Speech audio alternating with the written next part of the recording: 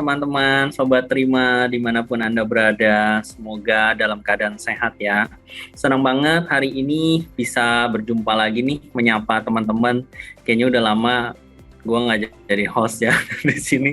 Nah, kali ini kita berada pada webinar series tentang reksadana campuran nih. Jadi kita akan membahas sebuah produk reksadana campuran yang teman-teman juga mungkin udah nggak asing lagi.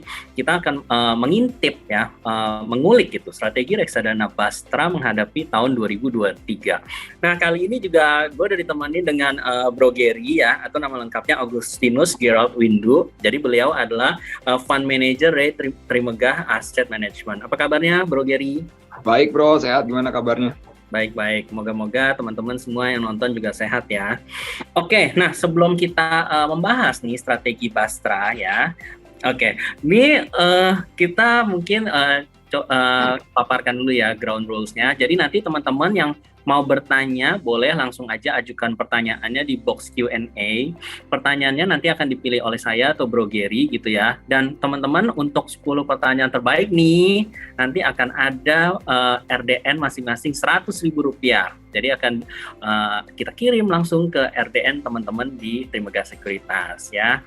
Oke, kemudian teman-teman juga yang mau mengikuti update selalu gitu ya di market kan, karena ini sangat volatile ya, berita-berita itu selalu muncul setiap saat. Nah, teman-teman bisa ikutin terus channel-channel kita, ada Market Talk Trimegah ya lewat live Instagram setiap Senin sampai Kamis jam 8 dari teman-teman research kita. Kemudian ada juga Clubhouse ya, setiap hari Selasa dan Kamis jam 2:30 sampai nanti closing market. Ini ditemenin oleh teman-teman dari tim research Trimegah Sekuritas. Oke. Nah, langsung aja ya. Tadi teman-teman mungkin di sini semua udah punya reksadana Bastra atau mungkin ada yang baru beli juga. Nah, kalau kita lihat performance dari Bastra ini, sebenarnya kalau teman-teman yang pegang 1 tahun terakhir ini kan mungkin teman-teman sudah mendapatkan profit ya, floating profit yang lumayan lah, tidak kalah dari IHSG gitu kan. Nah, cuman kalau kita berkaca di kuartal 3 ini mungkin teman-teman tuh masih agak ketinggalan lah dibanding IHSG yang lagi sempat rally-rallynya nih ya, kayak 1 minggu terakhir juga kan sangat bumpy, tapi hari ini juga positif lumayan 100 poin lebih gitu. Nah, sebenarnya boleh di update dulu nggak sih bro, sebenarnya apa sih yang kita hadapi di kuartal 3 atau sepanjang tahun 2022 dulu ini deh, dan mungkin apa nih yang telah Bro Gary lakukan ya sebagai otak dari produk Bastra ini nih bro. Oke. Thank you Bro Yogi untuk kesempatannya ya. Gue izin share screen dulu ya teman-teman. Oke, kira-kira sudah terlihat kah? Ya, sudah. Ya. Oke. Thank you banget nih atas kesempatannya ya teman-teman dari Trimegah Sekuritas untuk kita bisa ngejelasin tentang reksadana Bastra ini. Benar kata Bro Yogi juga ya, kalau memang kita terutama setelah libur lebaran performance kita tuh belum mendapatkan hasil yang maksimal.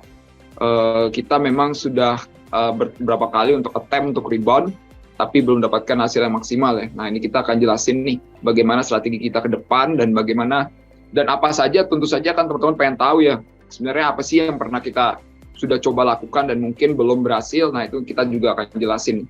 Jadi kita boleh mulai dari market update dulu ya bro. Ya, silakan bro.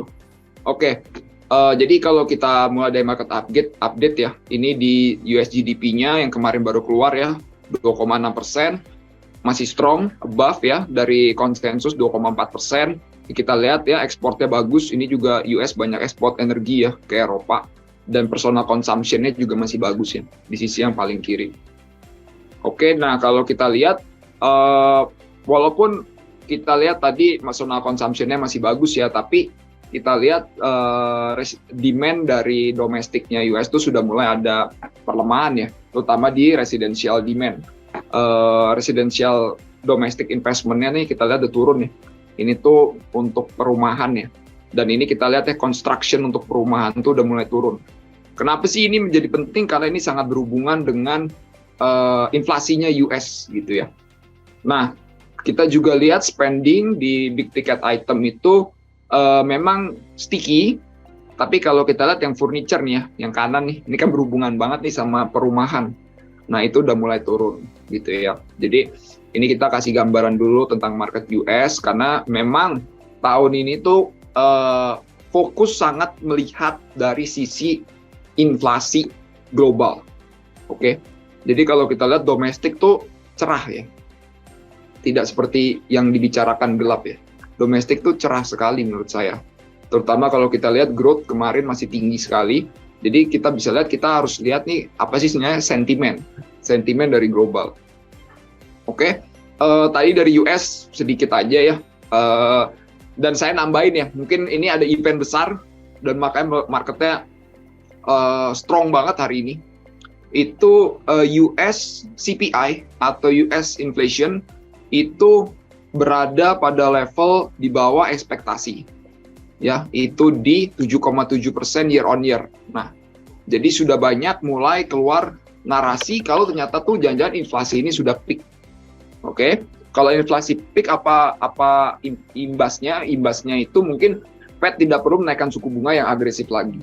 Nah, itu yang menjadi kunci hari ini bisa terjadi rebound yang sangat kuat. Gitu. Dan kita lihat lagi sekarang dari sisi China ya. Nah, di China ini kita langsung bicara dulu spesifik tentang China outflow gitu ya. Kenapa sih di China itu bisa kita pikir ada outflow terutama dari passive fund ya, bukan dari, mungkin active fund-nya udah pada outflow tuh.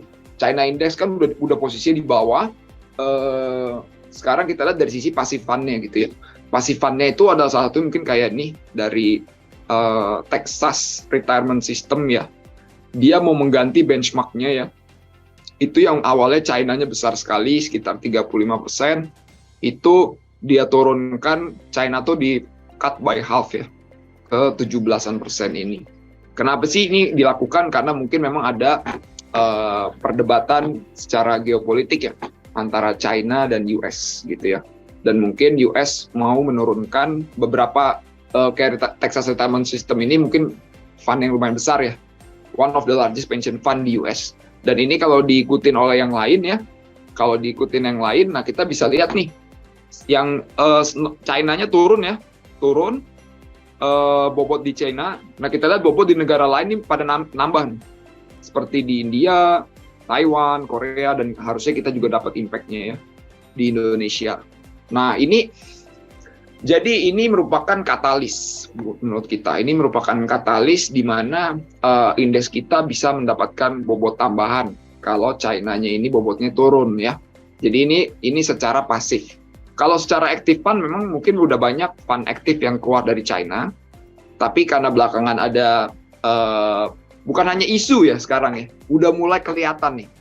Ada berita-berita tentang China reopening, makanya indeksnya bisa balik rally ya belakangan ya.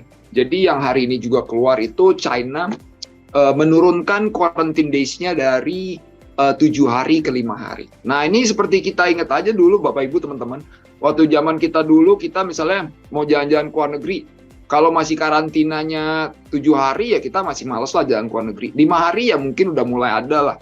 Nanti kalau udah turun lagi ke 3 hari atau 2 hari itu membludak. Ya. Membludak masa sih? Ya kita ingat aja deh waktu itu kita misalnya lihat tiket ke Singapura itu sampai harganya naik secara pesat dan signifikan gitu ya. Saking orang tuh udah lama nggak jalan-jalan. Itu aja negara kayak kita penduduknya 300 juta ya. Bayangin penduduknya kayak China yang miliaran orang gitu ya. Itu bisa menggerakkan perekonomian di seluruh dunia. Nah ini kita akan bahas lebih dalam nanti juga berkaitan dengan strategi kita. Oke, nah ini impact dari flow gitu ya. Jadi kebetulan pas banget kita kasih webinar juga hari ini ya. Ada banyak kebetulannya nih. Tadi malam juga ada berita tentang MSCI. MSCI itu kita lihat ada beberapa nama saham yang dikeluarkan. Jadi kalau kita kasih gambaran ya, belakangan ini kan indeks-indeks tuh pada semuanya turun seluruh dunia kan. Indeks kita masih bertahan di level yang tinggi kalau dibandingkan sama indeks-indeks lain. Nah, apa akibatnya dari situ? Yang di indeks-indeks di seluruh dunia yang lain yang pada turun, ada banyak saham-sahamnya itu di-exclude dari indeks MSCI karena bobotnya sudah mungkin terlalu kecil secara free float dan lain-lain. Nah, itu impact-nya apa? Impact-nya adalah saham-saham yang masih ada di dalam indeksnya justru mendapatkan kenaikan bobot, gitu ya. Nah, di Indonesia ya pasti kan saham-saham yang ada di MSCI itu saham-saham big caps. Nah, ini juga berhubungan sama strategi kita nanti ya, kenapa kita suka big caps. Nah, ini kita ambil contoh aja waktu terjadinya di FTSE. Nah, FTSE itu kapan sih terjadinya? Di bulan 8, tanggal 22. Waktu ada announcement day-nya, itu kita udah track dari awal bulannya ya, awal bulan 8 sampai tanggal 22 itu sudah ada foreign inflow-nya 377 juta. Pas rebalancing date, dari awal bulan ke rebalancing date, nyata makin masif ya. Jadi ada inflow 946 juta. Nah, ini kita ekspektasikan di MSCI, kita juga bisa melihat ntar inflow-nya pada saat adjustment date-nya tuh di akhir bulan. Nah, kita ini udah di announcement date nih, kalau MSCI. Nah, ini mungkin kita bisa expect ada foreign inflow lah, hingga ke akhir bulan, so mungkin big caps kita juga mendapatkan gairah gitu ya. Jadi, indeksnya bisa perform di November. Nah, jadi ini bisa mematahkan mitos kalau November itu lebih sering ke arah negatif. Kenapa sih sebenarnya November sering negatif? Karena biasanya di tahun-tahun sebelumnya indeks kita nggak naik, indeks yang lain naik, akhirnya kita turun bobotnya, gitu ya. Karena banyak emiten-emiten yang masuk ke indeks, gitu ya. Terutama apalagi kalau emiten dari China tuh, gede-gede. Terus dulu ada Saudi Aramco masuk, gitu ya. Perusahaan yang terbesar di dunia gitu sekarang nih. Nah, itu juga menurunkan bobot kita terus-menerus. Nah, sekarang di tahun ini kebetulan situasinya berubah. Dan ini yang kita jelasin. Nah, ini bisa menjadikan perbedaan nanti di bulan November. Oke, untuk yang di global makro, kita mau jelasin tentang CPI aja ya, yang inflasi ya. Data PCE ini belum turun nih, belum keluar. Baru keluar akhir bulan. Tapi kita udah lihat tadi ya, semalam CPI udah mulai turun. Jadi kita percaya ini udah mulai peaking ya, peaking sign. Dan kita lihat yang goods PCE itu sudah mulai di trend yang declining. Dan ini tuh lebih dekat atau tight ke commodity prices. Jadi memang setelah kita lihat data yang semalam seperti demikian, kita rasa sekarang trennya tuh sudah mulai membaik untuk inflasi. And then kalau inflasinya membaik, kita bisa hoping kalau Fed itu tidak perlu menaikkan secara signifikan, so yield bisa mulai turun. Oke, yield bisa mulai turun. Nah, ini kita lihat juga ya, ini penting nih, karena US rent price itu yaitu data untuk shelter ya. Shelter itu bobotnya besar sekali di core CPI, gitu ya. Mungkin sekitar 30% shelter itu. Nah, ini kita lihat rent price-nya udah mulai turun. Jadi rent price di observe index-nya yang rent itu udah mulai turun. Di PCE rent-nya belum. Nah, ini kita rasa data PCE ini lagging. Yang di observe-nya udah turun, tapi yang di sini belum turun. Nah, ini lagging nih. Nah, kita rasa ke depan nih bisa ikutan turun. Dan yang di kanan kita lihat kontainer, ini tuh cuman ingin menggambarkan kalau waktu itu kan terjadi perang ya, sehingga tuh udah mulai banyak kekacauan di supply side. Kekacauan di supply side-nya itu antara lain mungkin ada banyak barang-barang yang tidak bisa dikirim. Misalnya setelah China lockdown, terus di Rusia mungkin nggak bisa kirim komoditas langsung ke Eropa, akhirnya dia lewat China dulu baru ke Eropa. Nah, hal-hal kayak gitu tuh meningkatkan freight cost ya. Dan waktu itu juga demand yang sangat besar menumpuk, dan China-nya malah lockdown ya, malah zero COVID, padahal China itu kan factory-nya dunia. Nah, ini malah banyak kan tuh demand-nya tuh supply-nya tuh terganggu, demand-nya tinggi. Nah, ini tuh banyak backlog. Nah, ini kalau kita lihat sekarang kontainernya udah mulai pada turun, berarti backlog-nya udah mulai mengecil. Jadi mungkin ada company yang sudah bulk inventory terlalu besar, dia nggak reorder lagi, yang nggak ada barang yang dikirim lagi dengan kontainer itu. Nah, harga kontainer freight-nya udah mulai turun, gitu ya. Dan ini yang penting juga kalau kita rasa nanti ke depan harga rumah di US tuh bisa mulai turun dan inflasi jadi turun.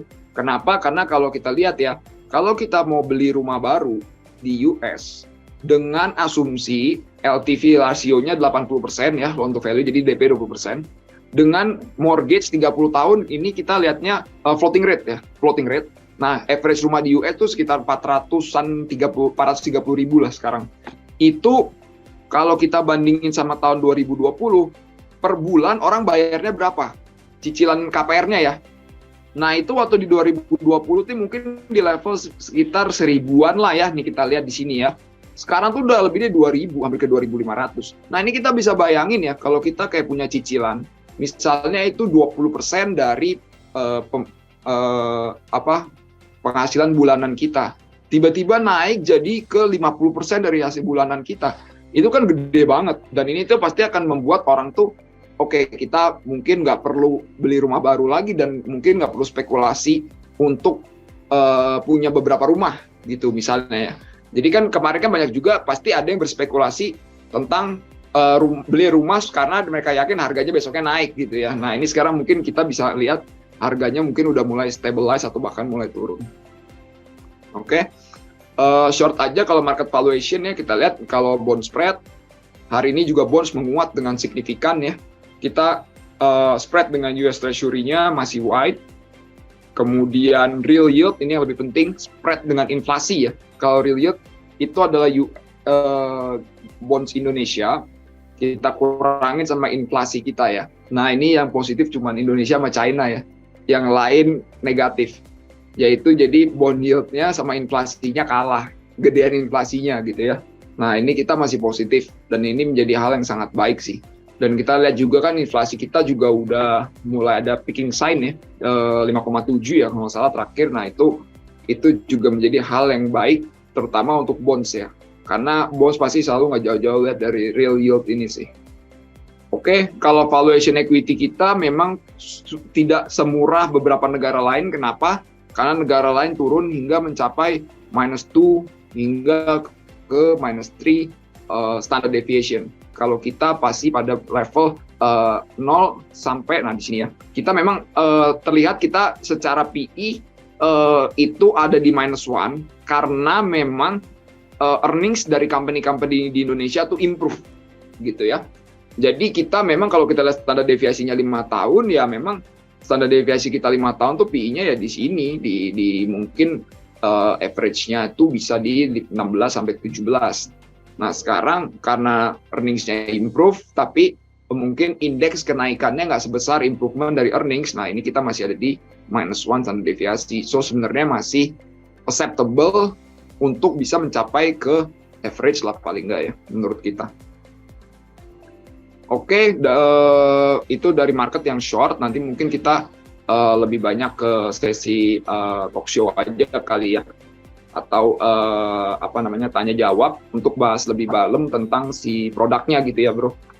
Jadi sebenarnya yang terjadi beberapa bulan terakhir ini kan gue lihat berarti kan tadi dari penjelasan itu ada sell off dari bursa Hang Seng, China, kemudian Indonesia kecipratan lah gitu ya, ada inflow asing masuk, jadi kita masih cukup bertahan di level 7.000 IHSG-nya. Ya. Meanwhile juga yang justru kita perhatiin mulai saat ini kan kayak inflasi di Amerika tadi itu udah mulai peaking dari tadinya 8%-an, sekarang udah kepala 7%-an, terakhir 7,7.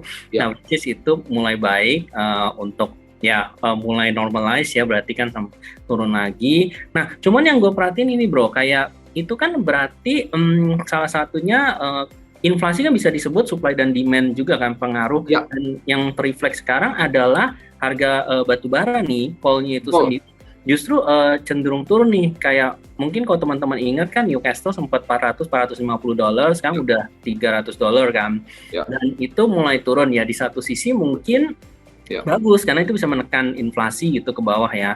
Nah, cuman gue ingat kan kayak terakhir strategi lu gitu di Bastra ini kan lebih heavy di batubara nih. Nah, bagaimana lu, apakah masih hold di mostly di batubara, itu punya portion gede atau ternyata udah ada perubahan strategi nih, bro? Oke.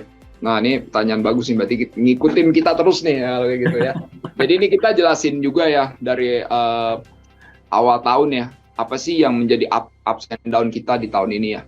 Pertama, kita mau say sorry dulu karena performance belum maksimal. Dan kita ngerasa tahun ini lebih choppy, dalam artiannya cycle yang terjadi di tahun ini tuh begitu cepat gitu ya. Jadi kita bisa lihat nih, di Januari Februari kita masih ada teknologi ya, makanya kita terdampak. Jadi kita start year aja minus positionnya waktu itu kita ya, dan kita nggak punya banks yang banyak. Waktu itu inget banget indeksnya tuh malah naik sih di awal tahun. Kita sampai bulan Februari ini posisi tertinggal. Oke, dan kita udah overweight komoditi memang dari sebelumnya ya, tapi komoditinya ini overall kita punya semua. And then Maret April ini ternyata perang nih, komoditi naik secara signifikan, and then kita juga bisa perform waktu itu.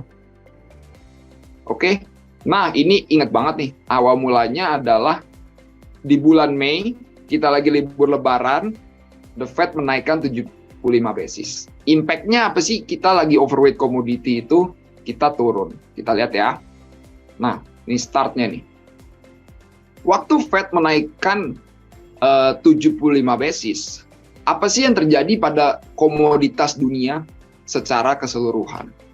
Ini kita indeks dari nol ya, jadi kita anggap di tahun dimulai itu dari nol, dan ini kenaikannya lah ya, kita indeks. Jadi kita nggak tunjukin naiknya berapa persen, tapi ya kita bikin supaya bisa kelihatan ya. Mungkin kalau kayak coal, berarti naiknya banyak nih. Ya nih ya, di yang hitam ya. Mungkin kalau kayak nikel, sempat naik banyak juga.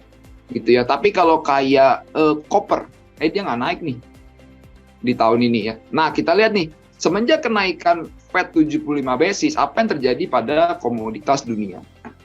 Komoditas yang berhubungan dengan growth itu turun dengan signifikan. Komoditas energi masih bisa bertahan. Kita lihat ya, komoditas energi apa aja. Ini ada coal, oke, warna hitam. Kemudian ini nat gas, natural gas ya. Turun dulu, and then naik. Nah, komoditas yang berhubungan dengan growth apa aja? Nikel, copper nih yang paling utama ya. Jadi dalam copper itu ada orang sering bilang tuh istilah termnya tuh dokter copper. Kenapa sih disebut dokter copper? Karena copper itu dianggap bisa melihat growth dari seluruh dunia. Jadi growth di dunia itu berhubungan dengan pergerakan harga copper. Kenapa kayak gitu? Karena copper tuh dipakai di berbagai macam jenis barang yang ada di dunia, gitu ya. Saya misalnya di pembuatan mobil ada kopernya, elektronik ada kopernya. Jadi dianggap dia semua pakai koper lah di dunia ini. Jadi pergerakan koper itu mencerminkan growth dunia. Semenjak Fed naikin 75 bips, koper langsung terjun bebas ya.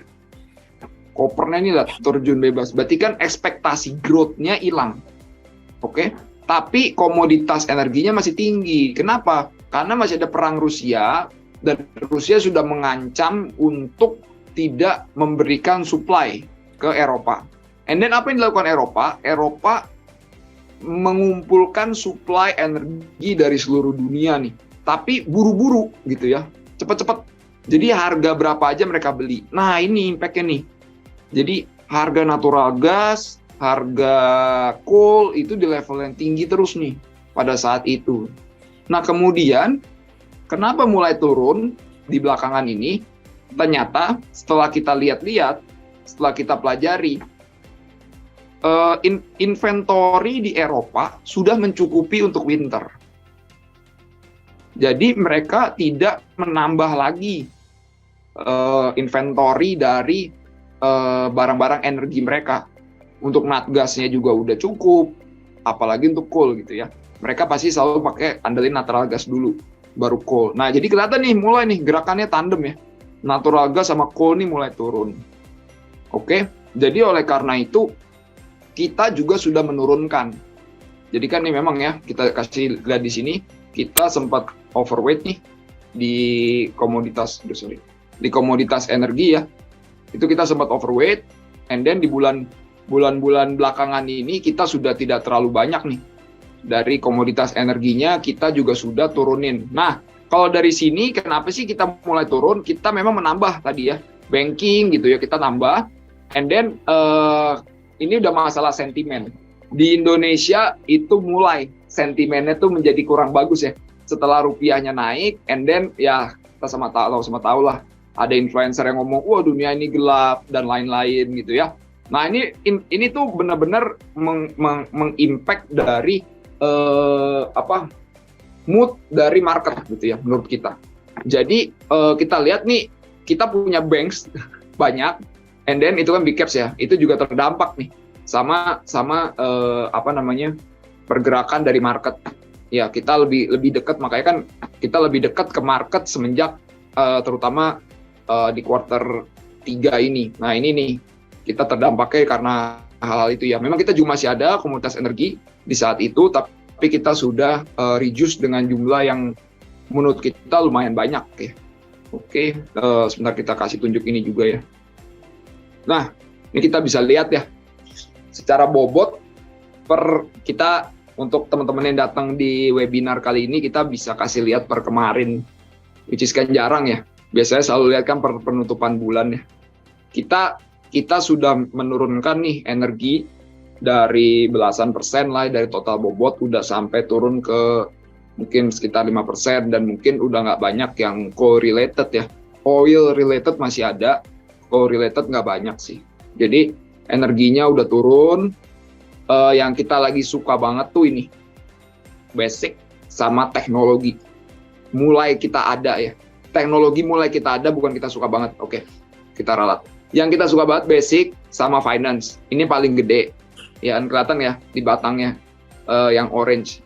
Yang teknologi kita baru mulai beli gitu ya. Karena ya tadi ya, kita tuh believer dari China reopening. Kita juga believe mungkin CPI udah peak. Jadi mungkin Bapak Ibu yang ikut di webinar kali ini mungkin ngerasa tone yang kita berikan ini tuh nggak bearish gitu ya. Karena kita bisa lihat sendiri portion dari equity kita tuh mencapai 75% per 9 November. Jadi ini adalah salah satu portion equity yang paling besar yang pernah kita punya gitu ya. Kenapa sih? Karena salah satunya juga ini ya. Kita lihat di akhir tahun Desember itu selama 21 tahun hampir selalu positif. Tapi orang selalu berargumen apakah November bisa positif. Nah, argumen kita counter argumen dengan yang tadi kita jelasin ya. Flow dari MSCI itu berbeda tahun ini. Itu ada di favor kita sekarang. Karena big caps dari saham-saham Indonesia ini akan mendapatkan inflow gitu ya. Dan benar, ternyata ekspektasi kita sudah ada broker yang memperhitungkan, ternyata kita benar ya, kita bakal ngelihat ada inflow dari passive fund di MSCI. Persis hari ini kan pengumuman, udah ada yang bisa ngitung, kita dapat inflow di big caps-nya ya. Tapi kalau kita lihat total flow, mungkin ada outflow karena mungkin ada dari 3 nama yang keluar. Tapi yang 3 nama keluar itu kalau kita kesampingkan, yang big caps kita dapat inflow. Nah itu lebih penting, karena yang big caps itu kan lebih ngegerakin indeks gitu ya. And then ada China reopening yang udah bukan isu ya. Ini kita lihat ya.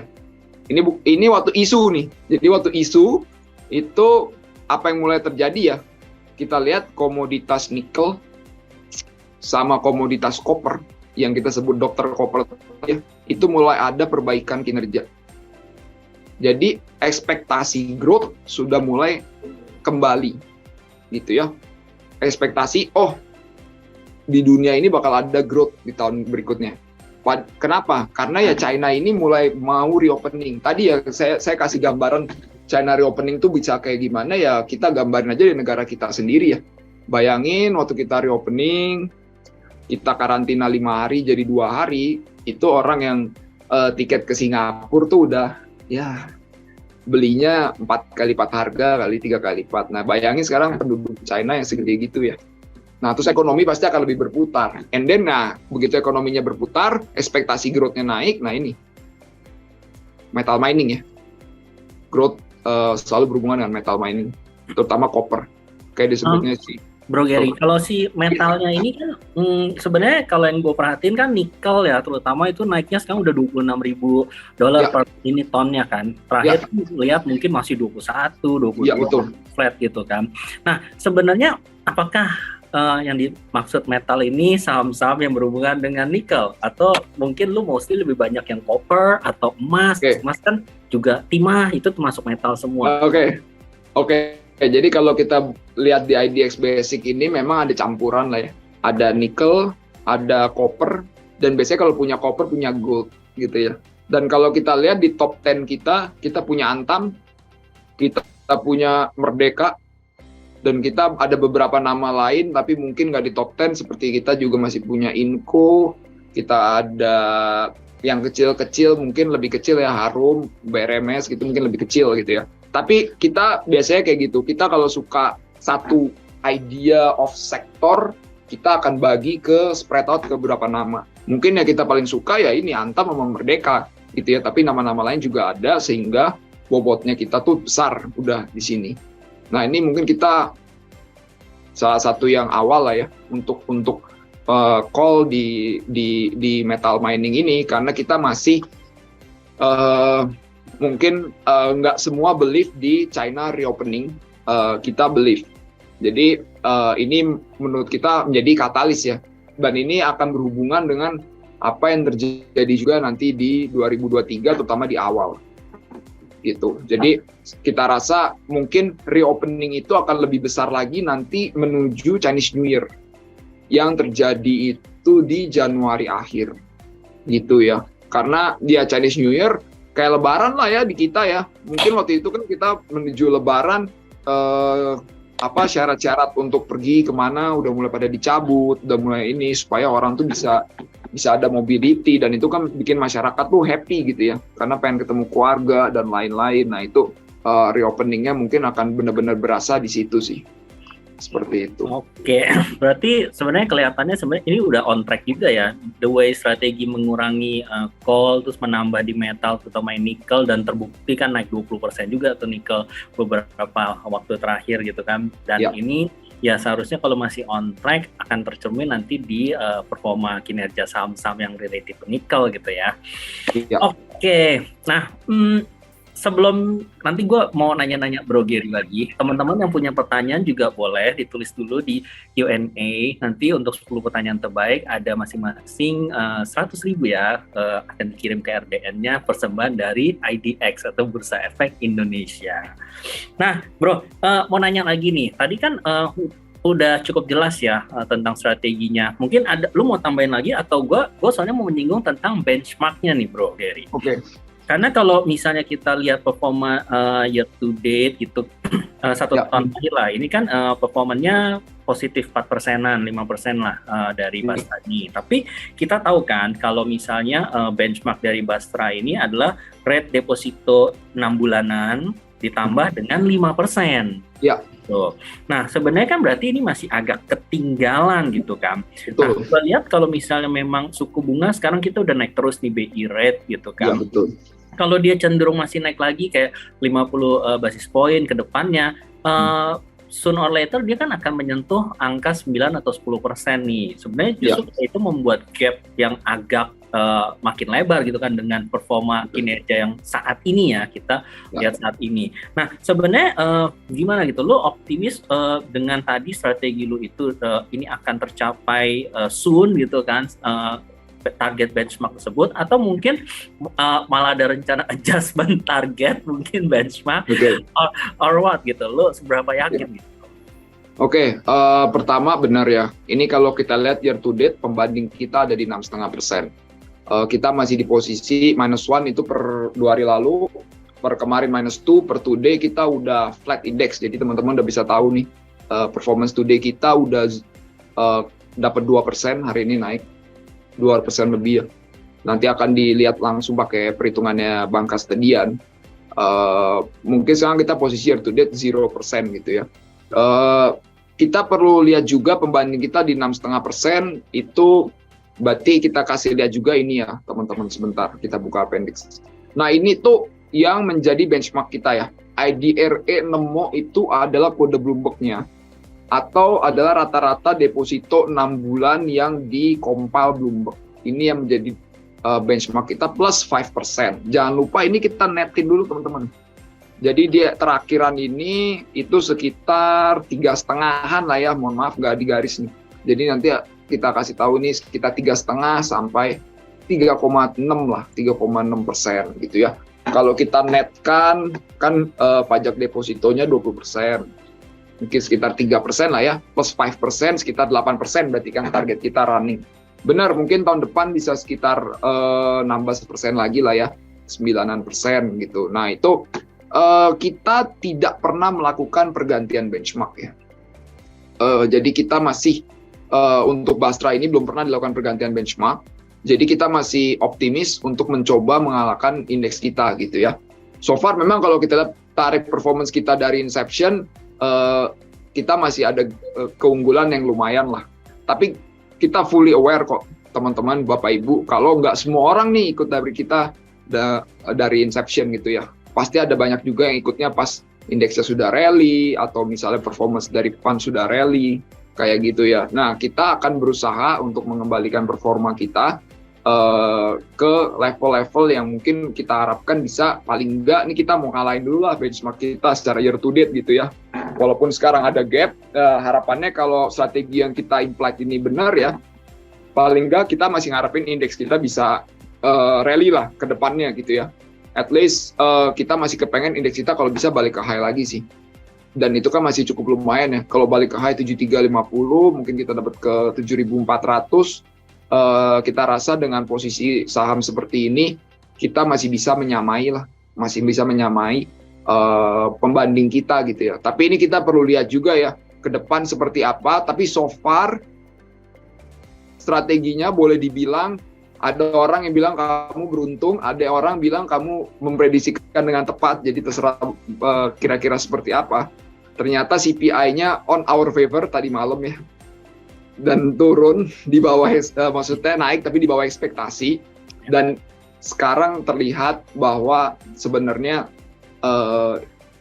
udah kelihatan peak dari inflasi dan plus ada reopening China, nah itu kita rasa bisa boost buat indeks kita.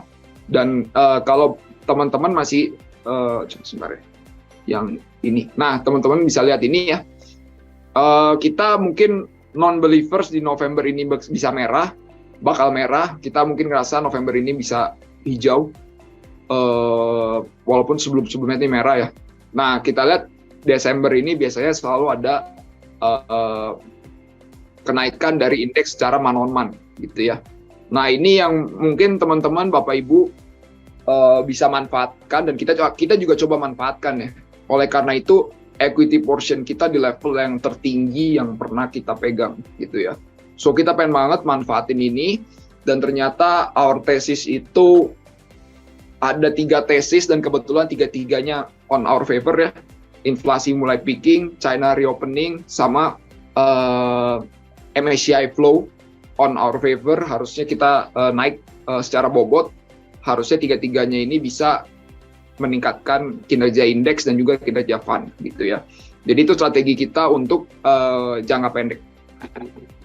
Oke, jadi memanfaatkan seasonality di akhir tahun juga, sama ini kan sebenarnya untuk mencari return tambahan gitu ya bro. Ini karena produknya merupakan produk yang dikelola secara aktif gitu kan, active manage.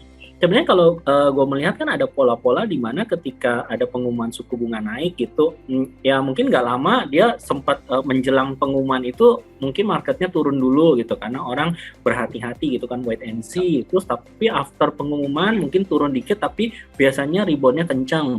Nah sebenarnya dari pengelolaan Bastra ini lu memanfaatkan nggak mungkin siklus-siklus itu untuk trading jangka pendek, walaupun mungkin pilihan sahamnya masih sama gitu ya, tapi di trading kan sehingga bisa mendapatkan return lebih. Nah, ada nggak pola-pola yang dilakukan kayak gitu?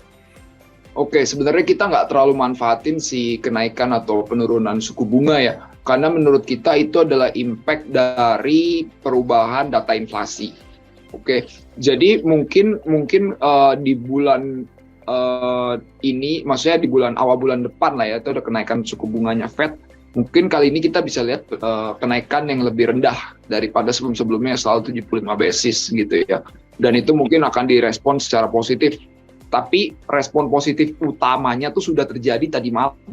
Dan menurut kita sudah ada pembalikan flow atau pembalikan mood di market, bahwa market mungkin sudah bisa melihat inflasi itu di level sini tuh udah di peak lah ya. Udah di peak-nya so far. Jadi nanti di tahun depan kita lihat, mungkin kan tahun ini udah high base ya, secara year on year bisa jadi tuh inflasi itu udah balik ke level yang lebih normal lah gitu. Nah itu mengakibatkan suku bunga kenaikannya mungkin nggak sebesar itu lagi, and then mungkin bisa rally, tapi kita nggak memanfaatkan setiap kali kenaikan suku bunga ya. Lebih kita lihat tuh data inflasinya sih, kayak gitu. Oh, oke. Oke. Dan berarti tadi kan kalau misalnya memanfaatkan inflow asing yang masuk juga, berarti lu masih fokus di yang saham-saham big caps, termasuk tadi kayak di financial, berarti kan perbankan atau di yang metals tadi itu ya? Iya, betul. Nah, lu kapan akan melirik small cap lagi atau sementara masih belum ada rencana gitu, bro? Karena kan orang asumsinya kalau saham-saham small cap biasanya bisa lebih ini volatile, lebih berarti alpha return-nya lebih banyak nih, biasa kan gitu. Kalau pemain investor retail kan berpikirnya gitu, bro. Iya. Ini udah ada yang dikotakin di kanan ya. Jadi kita udah mulai nih melihat dari saham-saham teknologi sedikit demi sedikit kita ada kembali lagi lah ke portfolio kita. Jadi driver utamanya karena yield yang kita anggap sudah mulai turun, so kita mau lihat saham teknologi lagi mana yang masih bagus atau masih ada performance-nya oke aja gitu ya belakangan. Kita mungkin ada beberapa saham yang mungkin masih small portion, nggak masuk di top 10 gitu ya. Kita ada mungkin Bukalapak sedikit, kita punya Goto sedikit, kita punya, itu kan yang gede-gede lah ya, mungkin kita punya Tech, selalu berpikir itu dulu, and then kita masih punya Blibli, kita ikut dari IPO, kita juga punya mungkin yang lebih sedikit lagi,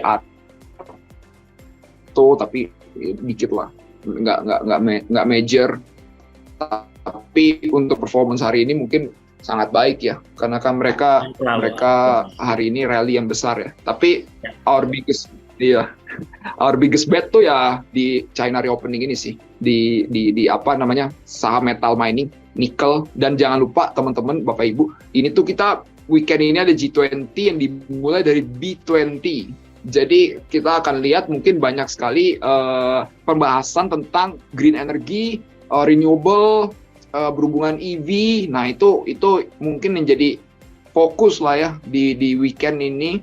And then kita hopefully juga di sepanjang minggu depan ya, kita akan mendengarkan pembahasan-pembahasan tentang itu. Dan mungkin harusnya Indonesia, terutama kan kita jadi tuan rumah ya, itu benar-benar memanfaatkan momen itu untuk men-showcase atau membuat deal yang terjadi di berhubungan dengan industri tersebut gitu ya. Karena kita lihat Indonesia itu tahun ini kita bisa jadi negara yang kuat, itu salah satunya karena ekspor kita di metal mining itu, terutama di nickel base gitu ya, itu tuh sangat kuat, yang sangat membedakan kita dengan dulu tahun 2008 gitu misalnya ya. Dulu kan kita nggak trade surplus gitu loh, walaupun kita penghasilan komoditi, tapi kita import energi juga banyak dari oil ya, mungkin kita trade-nya tuh nggak sampai surplus yang begitu kuat gitu ya. Kalau sekarang kita lihat surplus kita tuh udah terjadi selama bulan per bulan dari 2020. And then apa yang kita expect ke depan? Yang kita expect ke depan tuh adalah smelter mulai pada jadi gitu ya. Dan ini tuh kalau kita bisa katakan secara kasar, ini baru setengahnya nih. Kita masih punya setengahnya lagi yang akan jadi terus-menerus sampai 2024 ke depan gitu ya, 2025 gitu. Nah, bayangin nanti kalau kita trade surplusnya lebih besar lagi gitu. Jadi saya nggak bisa membayangkan kita terlalu gelap sih ya di tahun depan ya. Terutama apalagi kalau kita lihat yang paling kasarnya aja dari komposisi GDP gitu ya. Komposisi GDP kita kan consumption itu 53%. Nah ini kita belum touch nih, kita touch sedikit lah. Consumption kan 53%. Dan jangan lupa tahun depan tuh menuju tahun politik atau pemilu. Nah kita kasih bocoran sedikit lah ya tentang hal itu. Kita bisa lihat ya, kalau menuju tahun pemilu, kita bisa lihat juga social spending budget kita tuh kan tahun depan yang pen, ini kan pen yang atas ya. Pen itu tuh udah mulai dihilangin. Pen itu berhubungan dengan COVID lah. Udah mulai dihilangin. Sisanya tuh non-pen. Non-pen itu yang nggak berhubungan dengan COVID. Ini social spending-nya naik 49% year on year gitu ya. Kita bandingin yang 320 aja nih. Tahun-tahun sebelumnya yang non-pen itu tuh 320 inilah, yang sisi bawah. Itu naik 49% year on year. Nah ini salah satu yang bisa jadi katalis di tahun depan. Selain itu, ini. Jadi di budget APBD gitu ya, kenapa sih budget APBD di tahun ini tuh, nah ini sebelumnya ini lebih cocok nih warnanya. Tahun sebelumnya ini diwarnain gelap, sekarang tahun depan diwarnain orange ya. Karena di tahun depan banyak kepala daerah yang sudah mulai habis masa jabatannya, and then posisinya itu di take over sama orang-orang dari Kemendagri gitu ya. Oleh karena itu pasti APBD-nya menjadi dalam kekuasaan, bisa kita sebut juga pemerintah pusat gitu ya.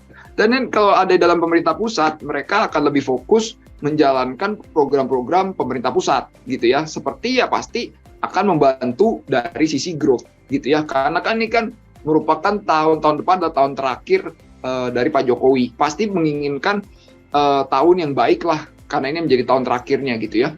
Nah, pasti ini bisa dimanfaatkan juga untuk meningkatkan growth. Dalam artian, mungkin ada proyek-proyek yang belum kelar, diselesaikan, dan mungkin dengan ini dilakukan oleh orang Kemendagri, mereka punya kepercayaan diri lebih tinggi untuk menyelesaikan proyek apabila dibandingkan dengan kepala daerah. Kenapa? Misalnya, karena mungkin lebih nggak takut kalau misalnya ada urusan dengan KPK gitu ya.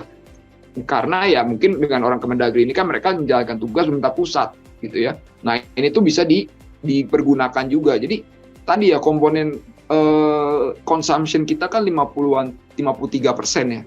Agak susah membayangkan konsumsi kita tuh benar-benar turun secara masif and then kita menjadi negative growth gitu ya. Itu tuh harus terjadi something big kayak COVID yang bisa mengakibatkan misalnya kita resesi gitu ya. Slowdown itu mungkin pasti. Halo, sempat keputus suaranya. Iya. Oke, bro. Oke, tadi jadi sebenarnya kan Indonesia sendiri tuh kecil kemungkinan lah masuk resesi di tahun depan. Cuman mungkin lebih slower growth aja. Tapi sebenarnya ada nggak sih hal-hal yang perlu kita perhatiin? Maksudnya, oke, tadi kan banyak katalis positifnya. Nah, katalis negatifnya itu mungkin apa nih yang kita perlu perhatiin? Dan sebenarnya ini akan mempengaruhi lu nggak dalam pengelolaan ya? Kalau sekarang kan mungkin lagi full power nih, 75% di equity. Nah, in case terjadi hal-hal negatif tersebut, strateginya tuh lu akan switch ke bonds mungkin atau seperti apa gitu? Oke. Jadi memang kalau kita lihat, kita masih dalam mood yang cukup bisa dibilang bullish ya. Mungkin gak banyak lah yang ngomong kayak kita seperti ini, tapi kita memberikan alasan-alasan yang hopefully bisa diterima juga oleh audiens atau teman-teman semua gitu ya. Apa yang perlu kita perhatikan yang membuat kita misalnya menjadi bearish? Mungkin ada beberapa yang kita sebut dengan black swan event ya, atau adalah event-event yang kita kecil probability-nya, tapi tiba-tiba mungkin bisa terjadi gitu ya. Kayak misalnya yang kita paling takutin kalau misalnya sekarang Putin dalam kondisi yang sudah terdesak, tiba-tiba dia melakukan sebuah tindakan yang misalnya melakukan bom nuklir gitu ya. Nah itu kita takut tuh. Yang kayak gitu, itu black swan event, kecil kemungkinannya, tapi kalau kejadian ya pusing sih gitu ya. Pusing gitu ya. Itu nomor satu. Nomor dua, black swan event yang kita takutin tuh kalau ada sebuah company besar, financial, industri yang tiba-tiba collapse. Itu juga kita takut tuh. Kalau ada kayak gitu terjadi. Dua hal itu yang menurut kita menjadi resiko yang mungkin besar kita hadapi ke depan. Tapi kalau dan probability-nya menurut kita nggak terlalu besar ya. Kayak misalnya case-nya CS yang kemarin sudah rame gitu ya, Credit Suisse gitu ya. Kelihatannya sudah mulai kayak misalnya udah ada titik terangnya, mungkin nanti ada investor masuk, mungkin memang valuasinya bisa turun dan sebagainya. Tapi kan paling nggak dia nggak bust gitu ya, nggak meledak gitu ya. Nah itu menjadi suatu hal yang penting. Jadi mungkin banget terjadi slowdown gitu ya. Tapi saya rasa mungkin nggak sampai kita perlu bearish yang berlebihan, terutama apabila jangan lupa teman-teman Bapak Ibu, China itu ekonomi terbesar di dunia, nomor 2, dan dia trading partner yang dekat sekali dengan kita. Kita tahu tahun ini mereka ekonominya benar-benar lagi terpuruk gitu ya, karena COVID zero policy. And then kita harus lihat ke depan tuh mereka seperti apa. Menurut saya memang agak sulit sebagai sebuah negara yang besar untuk tidak align lagi dengan dunia gitu ya. Tiba-tiba menutup diri itu susah banget. Dan masyarakatnya pasti unrest gitu ya, sebel. Kok teman-teman kita atau orang lain di dunia ini kok boleh ya jalan-jalan dan lain-lain, kita kok selalu mendapatkan policy yang seperti ini. Nah, ini menurut saya mereka akan unwind secara perlahan, tapi sudah kelihatan, jadi udah bukan isu ya.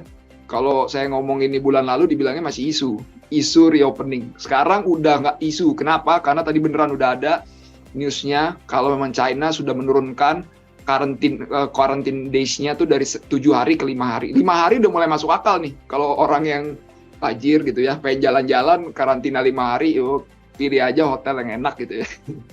5 hari gitu ya. Apalagi nanti kalau udah turun ke 2 hari gitu ya. Ya kita inget-inget lah masa itulah. Kita juga ngadepin kan semuanya gitu. Bayangin itu kita import ke China gitu ya.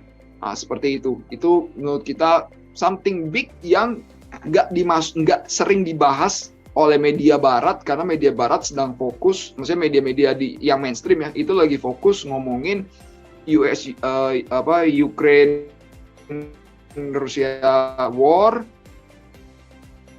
Dan kemarin midterm-nya nggak fokus ngomongin ini, nah sekarang dan kelihatan ternyata ya itu satu dari 3 reason kita melakukan betting saham seperti ini ya, atau apa yang kita pikirkan menuju ke at least first Q of 2023 lah gitu ya. Jadi mungkin kita belum bisa hadirin kayak indeks target tahun depan gitu ya, kita belum bisa hadirkan karena itu akan kita keluarin di Desember. Nanti kita akan bikin acara juga yang berhubungan dengan itu. Dan saya nggak boleh melangkahi bos-bos saya ya, head of research, head of equity di kantor. And then itu yang akan mereka bahas untuk tahun 2023 full year gitu ya. Tapi secara gambaran kita udah kasih first half tadi ya, apa yang kita pikirin gitu. Oke, menarik. Jadi sebenarnya masih banyak peluang gitu ya untuk kita lebih banyak katalis positifnya lah daripada katalis negatifnya, itu at least yang terbaca saat ini. Jadi berapapun mungkin tadi teman-teman mungkin ada yang posisinya mungkin masih belum profit atau mungkin baru profit dikit, tapi strategi tadi yang dijalankan oleh Bro Gary itu sudah mulai kelihatan nih, terbukti dari harga metal-metalan yang mulai naik nih. Apalagi beneran China reopening dan tadi ada dampaknya gitu ya, kayak ekonominya mutar. Nah itu akan tentunya masif gitu ke pergerakan harga saham yang related. Oke. Jadi penjelasannya tadi luar biasa sekali Bro. Sekarang kita mulai coba lihat masuk pertanyaan teman-teman ya. Iya. Aku pilih dulu pertama, nanti habis aku yang pilihin aja ya Bro ya, biar gampang. Boleh. Iya, siap. Ini tadi ada pertanyaan sebenarnya yang klasik sih dari William Giovanni ya. Selamat sore, izin bertanya. Apakah saat ini momen tepat membeli Bastra atau perlu menunggu ada koreksi IHSG dulu? Nah ini kadang teman-teman suka galau sih. Gimana tuh, Pak Gary? Oke. Pertama kita harus lihat juga ya Bastra performance in the long run gitu ya. Jadi kalau teman-teman believe, gini teman-teman, kenapa sih Bastra nggak bisa perform kayak tahun-tahun sebelumnya? Karena kita jelasin tadi kita banyak menghadapi rotasi sektor yang terlalu cepat, kita harus menghadapi sama market yang lebih volatile, and then mungkin kita nggak melakukan strategi yang pas gitu ya. Kayak sebelumnya mungkin kita jelasin sedikit di sini, kita suka banget nih komoditas ya, pas lagi libur lebaran kita ingat banget. Tapi Fed tiba-tiba naikin suku bunga 75 basis ya. Ini kan sangat unexpected moment buat kita, kita lagi libur lebaran pula gitu ya. Kita nggak bisa action apa-apa gitu ya. Yeah. And then pas kita buka, nah nih dari sini langsung turun ke low gitu ya, maksudnya ke 0% year to date itu kita ingat ya, dalam I don't know 15 hari gitu ya. Nah ini kan some expected moment yang kita kaget juga ya. Dan ini beberapa hal yang terjadi yang mungkin itu karena cycle di tahun ini terlalu cepat lah beberapa ya. Nah harapannya sekarang kita menghadapi market yang mungkin lebih bisa ada gambaran ke depannya ya. And then kita bisa ngadepin sesuai dengan strategi yang sudah kita pakai gitu ya. Apakah saat yang tepat? Kita selalu emphasize boleh melakukan pembelian tidak pada satu titik gitu ya. Lakukan beberapa kali Dan kalau teman-teman ngerasa strategi yang kita utarakan ini merupakan sesuatu yang masuk akal dan bisa play out, nah itu mungkin teman-teman bisa mencoba, ya ini saat yang tepat gitu ya. Karena ini adalah hari pertama impact dari tadi ya, CPI yang turun, and then di hari ini juga China ngomong kalau dia menurunkan jumlah hari karantinanya. And then ke depan ya apa yang kita expect sih, ya China udah pasti akan nurunin terus, kalau saya bilang ya. Karena dia udah nurunin dari 10 hari, orang nggak percaya, ke 7 hari, belum percaya, ke 5 hari, udah harus percaya sih, kalau menurut saya. Dia akan turunin lagi nanti ke 2 hari gitu ya. 3 hari lah. Jadi memang udah bukan isu nih, saya bilang, reopeningnya udah beneran mulai happening gitu ya. And then ya, kalau teman-teman ngerasa itu adalah strategi yang sesuai dan cocok, ya mungkin bisa attempt more atau lebih banyak ya sekarang, karena ya saya rasa indeksnya baru mulai ya, makanya kelihatan hari ini kan masif ya pergerakannya ya. Orang mungkin baru berpikir, oh iya ternyata mungkin arahnya ke situ gitu. Oke, kalau analis teknikal nih ngomongnya ini baru technical rebound dari bottom lah gitulah ya kira-kira. Oke, masuk lagi ke pertanyaan kedua, Koko Rusli. Ini dengan mulai terkendalinya inflasi USD tahun depan, apakah sektor teknologi, tadi sebenarnya udah dibahas, teknologi ada portionnya, mulai dilirik kembali? Iya, benar. Tapi apakah akan menjadi overweight di portofolio Bastra? Dan mungkin kapan gitu? Mungkin suatu saat akan overweight, kenapa gitu bro? Oke, jadi menurut kita sekarang kita udah mulai ada bobot ya, paling nggak sudah punya bobot yang ya kita mulai ambil lah. Memang belum bobot yang besar ya, karena teh pertama kita harus lihat dari 2 hal, fundamental sama sentimen. Sentimennya sudah mulai improve harusnya, kalau yieldnya beneran mulai turun. Oke, jadi kita lihat ya, hari ini salah satu yang kuat sekali pergerakannya adalah Indo 10-year yield ya, itu udah 7,1. Itu kayak sekejap yang lalu 7,7 sekejap yang lalu ya itu masih 7,7. Jadi teman-teman yang juga nanti kan tadi udah keceplosan salah satu bond fund kita ya, nah itu bisa diperhatikan juga tuh. Itu yield, kalau teman-teman believe memang inflasi udah peak, which is kita juga lumayan believe hal tersebut ya, itu juga udah mulai bisa dilihat sih. Indo 10-year yield tuh udah mungkin kemarin tuh di level yang sangat menarik sih ya, di atas 7,5 tuh sangat menarik. And then mereka cepat turun. And then berarti kan sentimen di tech sektor tuh mulai improving gitu ya. Nah sekarang kita ada sisi fundamentalnya. Apakah di saham-saham tech sektor ini masih menunjukkan growth yang bagus, atau dan juga misalnya menuju ke path of profitability yang mereka inginkan gitu ya. Kalau dua-duanya cek, and then ya itu bisa beli dengan level yang lebih tinggi. Yang kita baru cek pertama itu adalah sentimennya tadi ya, yield-nya udah mulai improving. Tapi di bagian fundamentalnya kita belum terlalu sure kalau mereka tuh bisa benar-benar sesuai dengan apa yang mereka telah janjikan. So berarti kan secara bobot kita belum bisa heavyweight gitu ya, karena alasan-alasan tersebut. Kita udah mulai ada, tapi kita belum heavyweight seperti itu. Oke. Nah ini memang marketnya masih sangat dinamis juga, jadi tentunya kan Gary ya karena active manage kita harus pantau terus ya bro ya. Nanti betul. Bisa teman-teman ikut pantau terus aja update dari Trimegah gitu ya.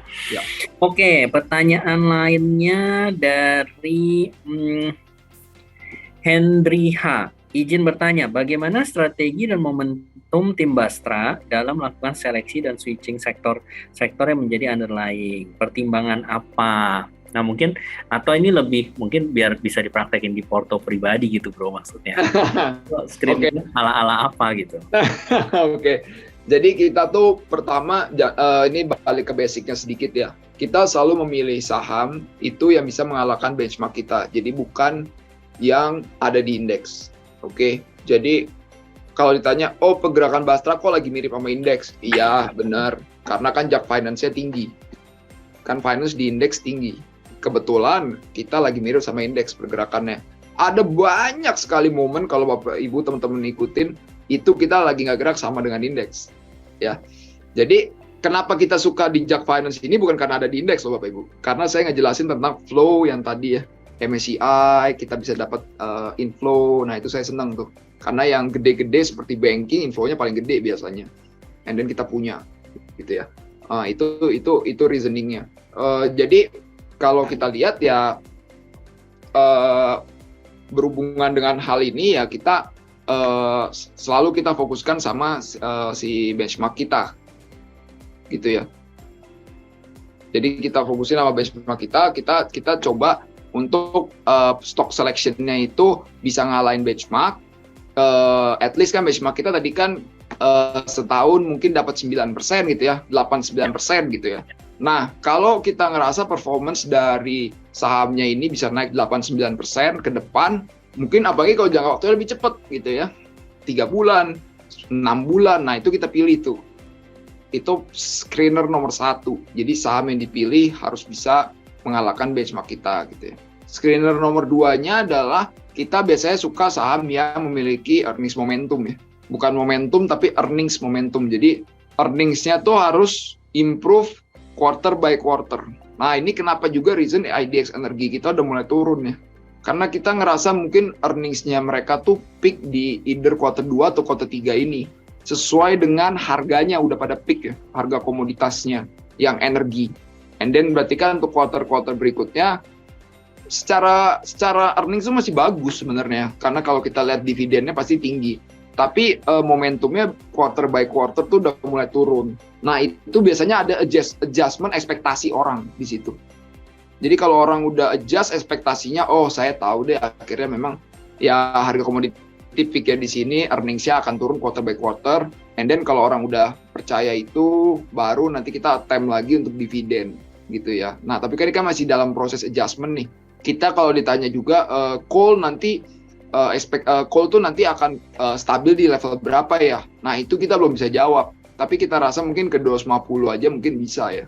Tapi stabil di berapanya tuh kita nggak bisa, belum ada gambaran lah. Nah, begitu itu udah ada gambaran, nah kita baru mulai ngitung dividennya gitu biasanya.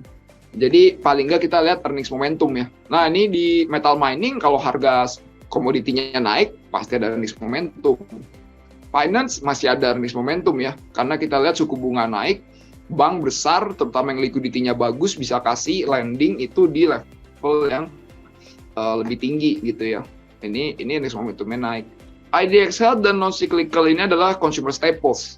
Consumer staples kita rasa earnings momentumnya akan bagus tahun depan. Karena tadi ya, kita udah kasih juga gambaran tentang tahun depan, tahun pemilu, dan lain-lain. Dan juga harga komoditasnya sudah mulai turun dibandingin misalnya first half. Berarti margin bisa improve, mereka udah naikin harga. Nah, ini ada earnings momentum ke depan gitu ya. Di IDX Health dan non-cyclical ini tuh adalah consumer staples. And then kalau ada IDX Tech, memang earnings momentumnya belum. Makanya tadi bilang saya fundamentalnya belum benar-benar belief, tapi di sentimennya udah mulai dari yield yang sudah mulai turun. Seperti itu. Jadi ya kira-kira stock selection kita reason-nya tuh paling dekat tuh dua hal itu. Jadi kita kalau ditanya value atau growth, dua-duanya bisa, tapi asal cek yang tadi kita inginkan itu ya.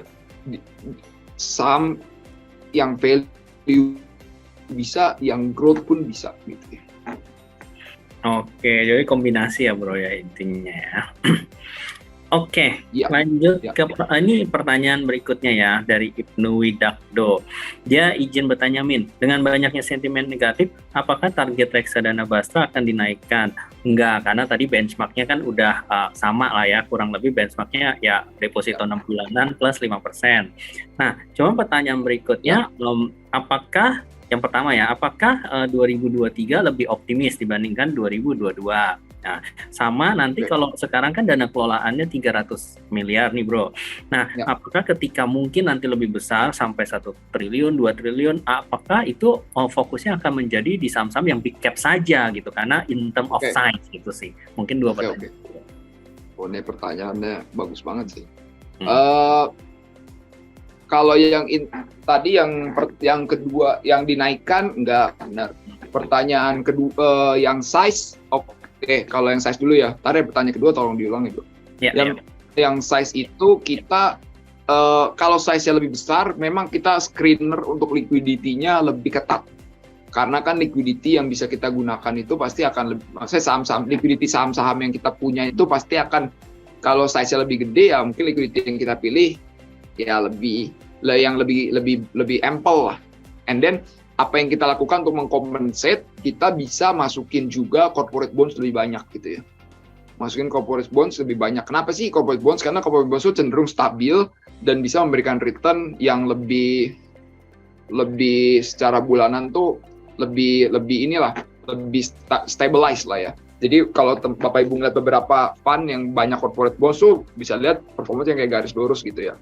Nah, itu part of itu kita bisa ambil untuk jadi baseline kita lebih kalau memang size kita semakin lama semakin besar. Tapi untuk saham kita akan tetap do our best untuk memilih stock picking ya. Jangan lupa pemilihan saham kita tuh basisnya fundamental bottom up gitu ya. Jadi kita mungkin akan memang stock selection kita nggak bisa betting yang lebih besar gitu ya kalau liquidity-nya lebih rendah. Tapi kita akan tetap pilih saham-saham yang menurut kita menarik. Nggak harus di big caps, mungkin kita jadi lebih nyaman kalau kita lebih size-nya gede, tapi hopefully big caps-nya tuh bener-bener yang kita punya story yang special gitu ya, beneran bisa ngalahin ngalahin benchmark kita gitu. Kayak misalnya di IDX Finance nih, kalau teman-teman yang ngikutin kita dari lama, ini tuh jarang banget sih kita punya dalam portion yang heavy and then muncul di top 10 yang banyak kayak gini. Tapi reason-nya tuh tadi ada flow, MSCI, adjustment, and then juga potensi dari earnings momentumnya masih bagus. Tadi yang kedua boleh diulang? Oke. Ya, sama pertanyaannya 2023 apakah lebih optimis dibandingkan 2022? 2022 ya. Saya bisa bilang kalau saya ditanya di waktu yang sama tahun lalu, saya akan jawab saya lebih optimis tahun lalu menuju tahun ini dibanding tahun ini menuju tahun depan. Tapi kalau kita lihat level dari optimisme saya, mungkin salah satu yang paling optimis di market. Karena saya rasa yang lain sangat bearish. Gitu ya. Di tahun lalu semuanya cukup bullish menuju 2022 gitu ya. So mungkin itu yang bisa membedakan kenapa level dari equity-nya lebih tinggi lagi daripada tahun lalu menuju ke 2022. Karena saya ngerasa di other players atau teman-teman semua di tempat lain itu on average tuh on bearish mood gitu ya. So saya nggak ngerasa market itu orang tuh punya saham dalam portion yang gede gitu ya. Karena rata-rata bearish. Apa sih yang mengakibatkan kalau tiba-tiba ada satu atau dua katalis besar yang bisa mengakibatkan perubahan? Itu bisa banget kita lihat kayak tadi malam ya. Terutama di US gitu ya. Kita bisa lihat Nasdaq, ini pertama kali dalam hidup saya. Saya ngelihat Nasdaq in a day 7%. In a day. Jadi itu karena orang sudah berada pada level yang sangat bearish gitu ya. Dan tiba-tiba ada satu katalis yang ya inflasi gitu, katalis utama, and then inflasinya lebih rendah dari ekspektasi. Wah, langsung. Nah, ini juga kita ngerasa China reopening itu katalis yang besar. Kita memang belum bisa dapat gambaran secara full, tapi kita rasa ini udah bukan isu, ini akan ke depannya bisa jalan, and then ya kita take our position based on hal-hal tersebut gitu. Jadi memang saya nggak seoptimis tahun lalu ke tahun ini, tapi mungkin dari tahun ini ke tahun depan mungkin saya salah satu yang di sekarang at least saya ngerasa mungkin saya salah satu yang paling optimis ya dibanding others. Mungkin kalau teman-teman ikut yang lain, ikut webinar lain, lihat fund teman-teman yang lain, mungkin cash portion nggak ada yang serendah saya. Ini berapa sih? 3% ya. Kira seperti itu. Oke, berarti tetap paling optimis di antara yang mungkin tidak seoptimis lo ya bro gitu ya. Oke, ini lanjut lagi ke pertanyaan M. Arya Farabi. Ini apakah Basra memiliki outlook teknologi tadi ada gitu ya. Cuma lu bisa paparin dikit nggak kenapa misalnya kayak saham-saham teknologi misalnya Buka, Goto atau bahkan tadi lu sebutkan ada Blibli kan. Kenapa itu jadi pilihan lu? Mungkin sedikit background biar teman-teman dapat gambarannya. Sama dia lanjutkan pertanyaan tentang apakah tadi ada saham ESG yang sebenarnya udah ada di dalam Bastra gitu. Oke. Pertama yang teknologi, kemudian ESG. Yang teknologi dulu ya. Pertama tadi saya udah jelasin dua hal ya. Ada tentang fundamental sama tentang sentimen. Oke. Kalau kita lihat dari bobot belum terlalu besar ya. Mungkin saya ada tambah sedikit hari ini, tapi tetap belum terlalu besar dibandingin yang utamanya nih, IDX Basic sama IDX Finance jadi betting yang kita utamain di bulan ini. Gini, kalau dari sisi sentimen ke saham-saham teknologi itu udah rendah sekali, udah bottom sekali. Orang semua udah nggak suka, orang semua udah, aduh, sepuas-puas hati bikinin meme aja lah semua gitu ya. Hancur gitu pokoknya tadi dikata-katain bebas gitu sama market, maksudnya sama partisipan semua gitu ya.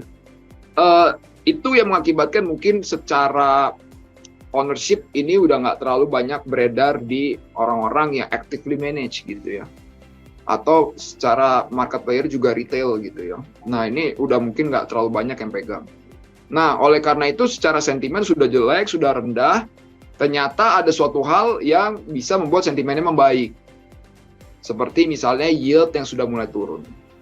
Kenapa sih yield itu sangat mempengaruhi saham teknologi? Karena berhubungan dengan funding cost mereka. Jadi awal tahun kenapa saham teknologi langsung menghantam performance kita? Ya, karena funding cost-nya akan naik secara signifikan. Benar, tahun ini naik loh secara signifikan gitu ya, sejak awal tahun. Ini beberapa saham teknologi yang kita punya ya langsung terdampak pada saat itu. Jadi itu adalah dalam artian sentimen. Jadi Bapak Ibu bisa bilang, aduh sentimen penting atau enggak? Ya sentimen berpengaruh sama performance kita sih. Jadi sentimen itu adalah satu hal yang kita lihat. And then secara fundamental. Kalau secara fundamental bisa jadi ya saham teknologi itu di awal tahun memiliki fundamental mungkin yang lebih bagus daripada sekarang gitu ya. Karena fundamentalnya ada juga yang beberapa tahun ini ngerasa bisa lebih profitable gitu misalnya. Ternyata benar sampai sekarang akhirnya tuh saham tersebut profitable, misalnya kayak dulu kita punya BBYB gitu ya. Ternyata benar kan mulai profitable. Tapi dulu pas baru dikira-kira ngomong profitable itu saham harganya 2.500-an ya. Sekarang pas profitable beneran udah 800 sih. Jadi lebih kuat mana nih, fundamental apa sentimennya gitu ya. Iya, benar. Nah, jadi kita ngeliatin sentimen, fundamentalnya kita liatin juga. Makanya kita tadi belum berani benar-benar yakin, and then portionnya belum terlalu besar. Tapi udah ada perbaikan sentimen. Nah, kita pilih yang fundamentalnya kita masih lumayan resep gitu ya. Kayak Buka, Goto kan juga saham yang besar gitu ya. Jadi udah pasti kita pertama kali mikir tech, harus mikir Goto dulu ya. Buka, Goto, Blibli, secara fundamental kita lebih suka lagi dibandingin yang dua sebelumnya, karena kita ngerasa Blibli itu lebih cepat bisa monetize lah ke depannya gitu ya. And then kita juga mulai ada tadi masih porsi sangat kecil gitu kayak Bang Arto gitu ya. Mungkin secara fundamental itu lebih nggak sebagus di awal tahun, tapi secara share price itu udah deep banget correctionnya, and then mungkin ada perbaikan sentimen bisa rebound gitu ya. Tapi nggak di portion yang besar, masih di portion yang secukupnya gitu. Oke, sama tadi ESG bro, apakah ESG sebenarnya udah ada yang tergolong ESG di dalam Bastra ini? Oke, kita belum pakai ESG sebagai screener kita yang paling utama, karena tadi ya kita masih sesuaikan dengan mandat kita untuk mendapatkan return yang di atas benchmark tanpa ada constraint gitu ya. So ESG itu jadi suplemen lah buat kita gitu ya. Kalau kita lihat IDX Basic kita lagi banyak, berarti kita punya banyak nickel players, metal names, copper juga, and then berarti kita lebih mungkin ya secara ESG lebih baik sih karena energinya turun. Tapi energi ini jadi pilihan primadona kita loh di first half kemarin. Berarti kan mungkin ada yang bilang, waduh secara ESG kayak gimana? Ya kita sesuaikan dengan mandat kita aja. Mandat kita di fund ini tidak sangat mengutamakan ESG. Kita cuma melihat ESG itu sebagai suplemen gitu ya. Tapi kita mengutamakan kita mencapai target benchmark kita gitu. Oke. Ya, kita tadi clear banget ya. Kita lanjut ke pertanyaan berikutnya dari Gautama Judowicana Syafri. Ini sebenarnya agak mungkin teknis. Bila ada saham yang ada di Bastra, itu ada corporate action, misalnya pembagian dividen atau right issue, apakah akan langsung terrefleksi di NAV-nya, NAB-nya? Jadi gimana? Ada ya? pasti sih ya. Kalau ada yang bagi dividen sama right issue pasti akan langsung terimpact sih. Tapi saya rasa dengan saham yang kita punya itu kan nggak, maksudnya secara level, maksudnya nggak terlalu heavy lah ya. Karena kan kita kan diregulasi satu nama tuh maksimal 10% gitu ya. Jadi mungkin nggak terlalu dampaknya tuh sebesar mungkin Bapak Ibu punya di portfolio masing-masing gitu ya. Jadi mungkin ada yang bagi dividen, kita dapat ekstra alfa gitu ya. Tapi ya mungkin nggak benar-benar besar. Jadi ada impact-nya, ada pengaruhnya ada, tapi dan langsung ke NAV, benar, langsung ke NAV. Kayak misalnya TMG hari ini kan dividen date ya, ex date. Jadi kan secara NAV pasti kalau di fund yang ada ITMG dia akan dapat tuh ekstra dari dividennya itu. Nah kalau di fund kita kayaknya nggak ada ITMG deh, jadi mungkin nggak ada, ya nggak, non event lah hal seperti itu gitu. Tapi ya pasti masuk sih langsung ke NAV sih kalau ada corporate action kayak gitu di fund-fund manapun gitu ya. Oke, ya tadi langsung ya. Oke, kita next ke pertanyaan berikutnya aja dari Dewono. Sore, tahun 2023 ini kan memasuki tahun politik ya. Jadi investor tuh biasanya cenderung wait and see nih katanya. Ya. Dan suku bunga juga masih mungkin akan tinggi di 2023. Jadi sebenarnya sektor-sektor apa nih yang mungkin related to politik nih berarti nih sekarang akan tetap memberikan keuntungan di 2023. Jadi apakah Bastra akan lebih cenderung defensif, memperbanyak porsi bonds-nya, atau tetap heavy di equity? Oke, untuk 2023 kita masih dalam porsi gambaran di first Q lah ya, atau sebelum Lebaran. Saya rasa di sebelum Lebaran mungkin politik sudah mulai rame, tapi belum terlalu menjadi dominasi pembicaraan gitu ya. Saya rasa itu baru benar-benar terjadi nanti di second half tahun depan gitu. Nah di second half tahun depan benar, mungkin kita akan ngadepin market yang lebih volatile. Kenapa? Biasanya kalau ada udah mulai dekat ke politik, nanti kita bisa lihat pasar itu lebih condong pro ke misalnya calon presiden dan wakil presiden yang mana gitu ya. Biasanya mungkin yang lebih pro pasar itu kalau pollingnya lagi bagus gitu ya, marketnya lebih bergerak lebih positif gitu. Jadi kalau pollingnya turun, marketnya bergerak lebih negatif, itu sangat mempengaruhi nanti di second half gitu ya. Nah, berarti kalau gitu ya kita di second half nanti mungkin porsinya kita lebih fokuskan ke yang benar-benar ada story, masih ada story-nya di tahun-tahun di situ gitu ya. Di first half mungkin kita lebih suka kayak consumer gitu, kita suka ya karena ada earnings momentum, tadi China reopening dan lain-lain. Tapi di second half itu kita harus lebih selektif lagi dan maybe kita nggak di level equity portion yang kayak sekarang gitu ya. Dan kalau benar memang sudah apa namanya yieldnya inflasinya itu udah beneran peak, kita akan attempt di bonds tuh lebih banyak sih. Kita akan coba attempt di bonds lebih banyak. So far kita udah kepengen banget sih beli bonds dan ternyata karena portion cash level yang kayak begini ya, kita nggak bisa beli lagi lebih banyak. Ini obligasinya kita kalau mau pengen penuhin semua juga pengen sih. Tapi dengan level seperti ini, kita rasa kalau mau nambah bonds kan berarti harus buang equity ya. Equity-nya kita rasa masih bisa jalan sih. And then ya nanti kita lihat lagi. Tapi bisa nanti kita ngerasa ya tahun depan bisa jadi ada chance yang lumayan loh untuk menjadi tahun yang merupakan tahun bonds ternyata gitu ya. Karena misalnya inflasi itu benar-benar turun gitu ya. Bayangin kalau misalnya tahun ini udah high base, tiba-tiba tahun depan kita bisa achieve inflasi lagi di 2-3% di Indonesia atau di 3-4% di US, itu pasti bond yield-nya tuh tahun depan tuh akan turun gitu ya. Bond akan perform gitu di tahun depan. Jadi itu juga ada chance atau likelihood yang tinggi sih untuk mencapai hal itu gitu. Jadi kita akan sangat mempertimbangkan nih untuk menambah portion bonds kita gitu. Oke, nanti kalau teman-teman top up lagi, subs lagi, nanti cash levelnya bisa tuh dimanfaatkan Bro Gary. Iya, benar-benar. Bonusnya kan. Benar. Kalau pada top up lagi, equity. benar sih. Jadi kalau cash levelnya bisa naik. Oke. Iya. Oke, nah ini pertanyaan berikutnya dari Haryadi Husnia. Ini sebenarnya basic juga nih pertanyaannya, mungkin merimain teman-teman yang lain juga. Kenapa Ya, Trump memilih IDR tadi yang 6 month, berarti deposito 6 bulanan plus 5%. Kenapa deposito 6 bulanan yang dipilih dari jadi benchmark dari Bastra ini? oke. Ini kita balik ke ini dulu ya. Oke, jadi waktu itu di tanggal launching ini ya, 25 April 2019. Sebelum-sebelumnya tuh kalau teman-teman ingat, yang mungkin teman-teman udah di market di tahun 2019, itu banyak sekali kita tuh ketemu dari teman-teman institusi terutama ya. Setiap kali kita ketemu selalu ditanyakan, apa ada nggak sih fund yang memiliki target return sekian gitu ya.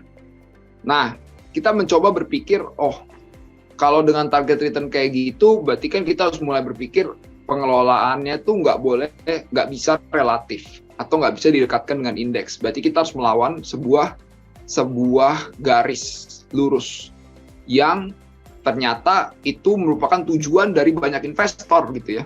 Karena investor itu kan pengennya mendapatkan return yang positif, bukan pengen dapatkan return kayak benchmark gitu ya, return kayak indeks gitu ya. Nggak ada tuh misalnya nih, kamu beli saham supaya apa? Supaya returnnya saya kayak benchmark, kayak indeks gitu ya. Nggak ada tuh return kayak indeks gitu, yang jadi target selalu maunya return yang positif gitu. Nah itu jadi idea awal.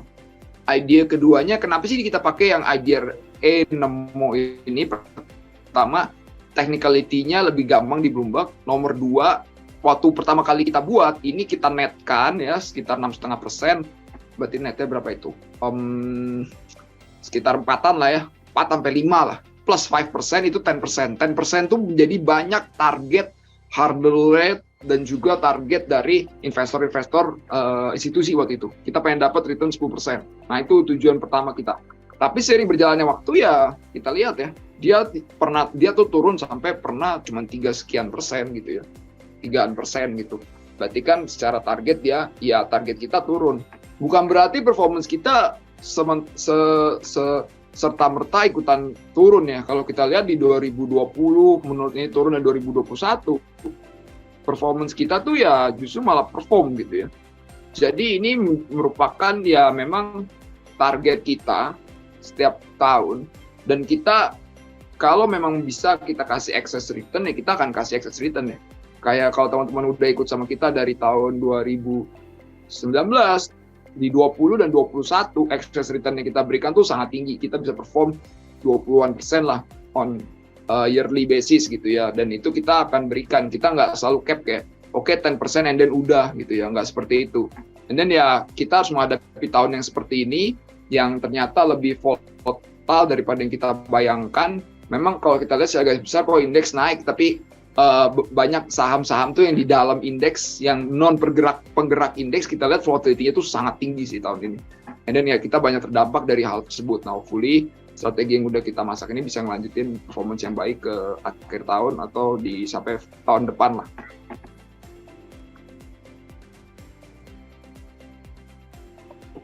Oke. Agak melek ya.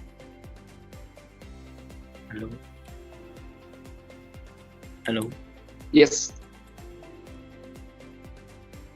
Oh, kedengeran. Oke. Sempat terputus ya. Sedikit. Halo. Kedengeran, bro. Oke. Nah, ya, ini pertanyaan berikutnya dari Antonius Clemens ya, bro. Kalau misalnya mengalami penurunan, misalnya, apakah FM gitu ya melakukan cut loss juga seperti investor retail, dan indikasi kalau salah tuh indikasi untuk memutuskan sampai cut loss tuh biasanya apa yang dilihat gitu? Mungkin ada contoh terakhir gitu. Lu cut loss apa, bro gitu? Oke. Lupa kita masukin ya, bener sih harusnya kita masukin. Kita biasanya selalu ada nih, nggak ada nih. Iya, kita lagi nggak masukin ya contoh-contoh yang pernah kita lakukan cut loss gitu ya. Biasanya kita selalu taruh sih setiap kali ada ini. Jadi yang kita jadi pertimbangan nomor satu itu biasanya ada dua hal. Nomor satu, kalau saham itu misalnya udah turun 10% lah, at least 10% lah paling enggak. Itu yang jadi ini pertama kita ya. Kalau saham sudah turun sekitar 10%, kita akan lihat nih, apakah story atau hal fundamental yang kita lihat ataupun sentimen itu ada yang berubah terhadap saham tersebut atau enggak. Oke. Kalau ada yang berubah and then nggak sesuai dengan yang kita prediksikan ke depan, kita harus melakukan cut loss di situ. Jadi pertama kalau udah turun ke 10% gitu ya. Nomor 2, kita mendapatkan sebuah perubahan sentimen yang langsung sekejap gitu ya. Misalnya di awal tahun, paling gampang kita kasih tunjuk ini. Di awal tahun, kita ingat banget di awal tahun tiba-tiba bond yield itu merangkak dengan cepat, terutama di 15 hari awal dari bursa itu dimulai gitu ya. Itu merangkaknya cepat tuh bond yield. Nah, berarti ada sebuah sentimen yang langsung berubah di market di situ, yaitu saham-saham teknologi yang menjadi primadona di tahun sebelumnya itu terdampak dari sentimen itu, and then langsung melakukan cut loss di situ ya. Nah, cut loss ini kita lakukan karena yaitu tadi, karena ya ada sentimen dari sentimen yang berubah gitu ya. Jadi dua hal tadi ya, kalau udah turun 10% and then atau ada sebuah sentimen atau story yang mengalami perubahan gitu. Jadi cut loss itu harus dilakukan karena kita biasanya akan mencari opportunity lain yang lebih baik. Jadi karena kita cut loss teknologi di sini, kita bisa nambahin nih bobot di komoditas and then kita bisa rebound hard. Ini yang kita lakukan lagi ya. Kita mungkin ada saham commodity names energi kita yang mungkin ya profit ya kalau kita ambil dari awal tahun, tapi mungkin nggak profit kalau kita ngambilnya di tengah tahun gitu ya. Ya kita sebutannya disebut cut loss. Apa sih yang kita ganti ya? Kita tuker nih ke misalnya metal mining gitu ya. And then metal miningnya ternyata ada China reopening, mulai naik, weightnya kita tambah, nah itu yang namanya kan kita mencari opportunity yang lain gitu.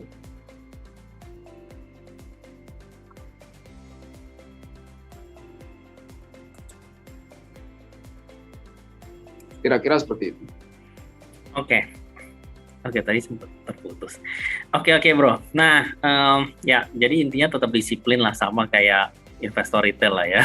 Iya, betul. Oke, mengamankan profit kan judulnya.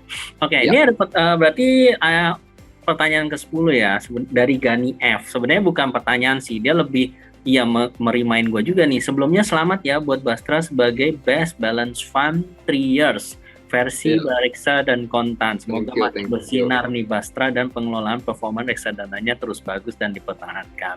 Nah, itu boleh lu ceritain dikit nggak? Maksudnya award-nya ini tadi award-nya kategori apa dan biasanya yang dipilih tuh berdasarkan apa sih, kinerjanya atau apanya gitu yang mendapatkan award ini? Oke, thank you ya. Kita baru dapat award dari Fund Bastra itu untuk performance di 3 tahun ya. Itu dari Bareksa gitu ya, penyelenggara award-nya. Bastra mengungguli mungkin reksadana campuran yang lain ya. Jadi dia kategorinya reksadana campuran. Kita pemenang untuk 3 tahun. And then apa sih yang menjadi kategorinya? Mungkin ya salah satu yang utama mungkin kelihatannya saya pernah lihat itu Sharpe ratio ya. Saya nggak baca semua syarat-syarat mungkin apa aja yang mereka pergunakan, tapi salah satu yang paling digunakan tuh yang kita lihat tuh Sharpe ratio. Ya mungkin Sharpe ratio kita dalam 3 tahun tuh bagus ya, karena memang kita bisa perform di atas. Kalau kita lihat Sharpe ratio yang nggak usah susah-susah lah, kita kasih tunjuk ini aja. Kita nih garis lurus ini tuh mungkin risk free, tapi memang ditambah gitu ya, kayaknya plus sekian persen gitu ya. Tapi kalau lihat dari Sharpe ratio ya risk free-nya aja kita udah bisa kalahin gitu ya. So dalam 3 tahun ini performance kita cenderung baik, and then akhirnya bisa menang si Bareksa Award untuk 3 tahun gitu ya. Memang produk kita baru berjalan belum mencapai 5 tahun. Hopefully nanti kalau udah 5 tahun ya kita pengen juga sih menang yang mungkin di 5 tahun, and then kalau setahun kita bisa perform ya kita juga pengen sih menang di setahun gitu ya. Tapi ya kita rasa ini juga karena support dari teman-teman sekalian ya yang udah percaya sama produk kita. Hopefully kita bisa kembali perform seperti misalnya di 2020 ataupun 2021 gitu ya, yang performance-nya paling bagus. Dan mungkin juga kayak di 2019 yang performance-nya mungkin masih par lah sama pergerakan benchmark gitu ya. So ya, hopefully yang apa yang kita strategikan ini membuahkan hasil ya. Dan ini hopefully juga untuk indeks dan market ini baru hari pertama rebound yang kuat gitu ya. Kita bisa lanjutin ke minggu depan, weekend ada G20, minggu depan juga tadi ada juga China reopening dan lain-lain, itu katalis yang harusnya kuat sih. Oke, ya tadi congrats ya Bro Gary ya dengan Bastranya. Thank you.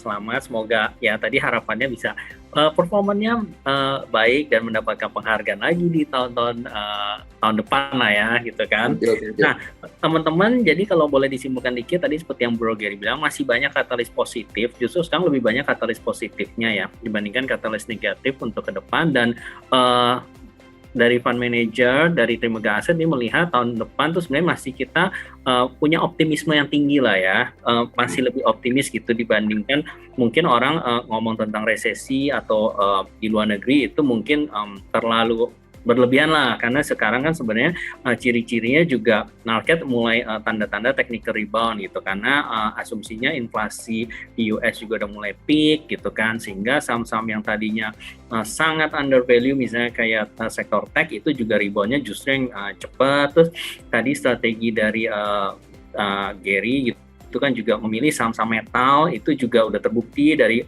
harga-harga komoditi metal yang naik gitu kan.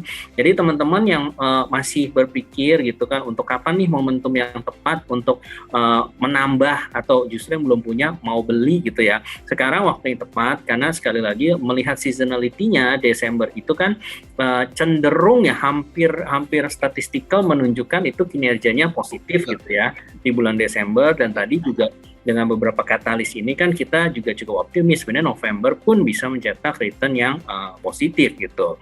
Jadi kalau teman-teman yang mau beli Bastra ini, teman-teman bisa langsung beli di aplikasi Trima gitu ya.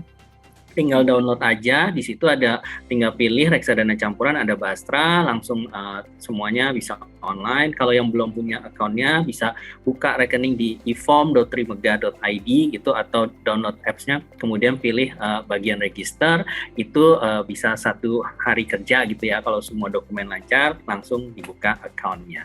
Oke, mungkin kalau itu sih kesimpulan dari gua, atau mungkin ada kalimat penutup dari Bro Gary untuk teman-teman semua yang menyaksikan hari ini. Mungkin ya sedikit buat penutup ya, mungkin teman-teman lebih moga-moga lebih tercerahkan dan lebih bisa ngelihat market tuh dari sisi yang lain ya. Mungkin nggak cuman karena udah terdengar seperti resesi dan lain-lain, itu kita harus lihat lebih jernih lagi, lebih lihat terutama kalau kita lihat secara makronya tadi ya, saya jelasin sedikit, itu kita memiliki potensi yang bagus di tahun depan gitu ya. And then kita juga lihat rupiah udah menguat hari ini, bond yield udah menguat hari ini, indeks baru mulai menguat hari ini. And then harusnya ini teman-teman bisa mulai merasa kalau ya mungkin tidak sekelam atau segelap yang dibayangkan gitu ya. Itu kan ditakut-takuti. Dan saya mengutip juga apa yang CEO saya bilang ya, Pak Antoni ya. Sebenarnya resesi itu datang dari sini teman-teman. Jadi kalau teman-teman semuanya berpikir mau resesi, and then kita semua nahan apa yang kita belanjakan gitu ya, itu yang mengakibatkan benar-benar resesinya beneran terjadi gitu ya. Jadi kalau teman-teman mungkin ada suatu hal yang memang ya harus dibelanjakan atau punya malah pengen berinvestasi secara rutin terutama, nah ini mungkin saat yang tepat juga. Kita harus lihat ini sebagai opportunity karena tadi saya udah jabarkan, moga-moga teman-teman bisa melihat dari sisi-sisi tersebut. Oke, ya, thank you banget Bro Gary. Tadi juga udah dipaparkan yang jelas teman-teman. Semoga ini mencerahkan teman-teman, sobat Trima semua. Juga sekali lagi sehat selalu gitu ya. Sampai jumpa lagi di webinar-webinar berikutnya. Oke, thank you semua. Thank you. Bro Gary. Bye-bye.